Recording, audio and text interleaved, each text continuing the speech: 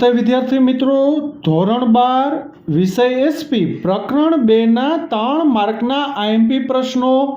પહેલો પ્રશ્ન છે, સંચાલકો શેર ફેરબદલીનો ઇનકાર કરી શકે છે, સમજાવો.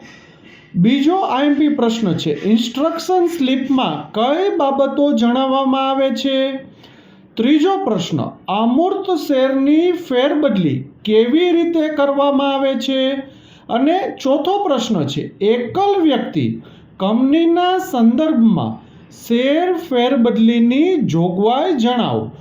વિદ્યાર્થી મિત્રો, ફેબ્રુઆરી 2026થી બોર્ડ એક્ઝામ શરૂ થઈ રહી છે, તો તેને અનુરૂપ કોમર્સના એસપી સબ્જેક્ટના 3 માર્કના એમપી પ્રશ્નોનું અહીં લિસ્ટ આપેલું છે.